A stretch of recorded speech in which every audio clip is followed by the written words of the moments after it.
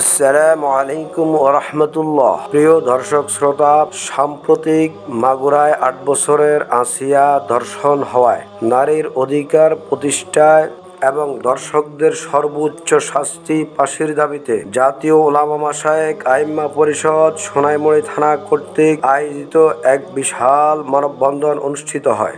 উক্ত মানববন্ধনে বক্তব্য প্রদান করেন জাতীয় উলামা মাশায়েখ আইম্মা পরিষদের সোনাইমুড়ি থানা শাখার নেতৃবৃন্দ এবং আইম্মায়ে মাসাজিদ। উক্ত মানববন্ধনের সভাপতি হিসেবে উপস্থিত ছিলেন জাতীয় উলামা মাশায়েখ আইম্মা পরিষদ সোনাইমুড়ি থানার সংগ্রামী সেক্রেটারি জনাব হাফিজ মাওলানা সাখাওয়াতুল্লাহ সাহেব।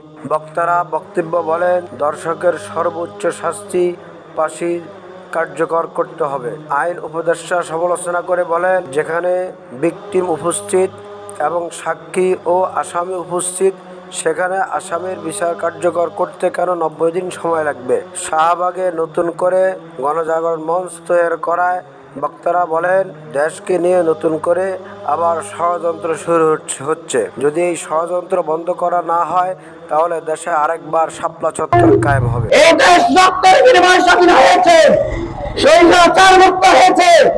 আবার কোন নষ্ট অবস্থান করবে সেটা আমরা চাই না। পরিশেষে সভাপতি সাহেব সরকার ও প্রশাসনকে লক্ষ্য করে 5 দফা দাবি উপস্থাপন করেন। প্রিয় সাথী বন্ধুগণ, আমরা এই আজকের মানববন্ধন থেকে সুনির্দিষ্ট 5টি দাবি জানাচ্ছি সরকার এবং প্রশাসনের দৃষ্টি আকর্ষণ করে। 1 নম্বর দাবি হলো শিশু ধর্ষণ ও যৌন হয়রানির সর্বোচ্চ শাস্তি ও দ্রুত বিচার কার্যকর অনতিবিলম্বে করতে হবে। 2 নম্বর, নারী ও শিশু নিরাপত্তা বিধানে বিশেষ ট্রাইব্যুনাল গঠন করতে হবে। 3 নম্বর, ইসলাম বিদ্বেষী শাহবাগী নাস্তিক কর্তৃক প্রশাসনের উপর অতর্কিত হামলায় গ্রেফতার পূর্বক দ্রুত বিচার কার্যকর করতে হবে। 4 নম্বর, দেশব্যাপী ছিনতাই, ডাকাতি ও রাহাজানি বন্ধ করবে জননিরাপত্তা নিশ্চিত করতে হবে।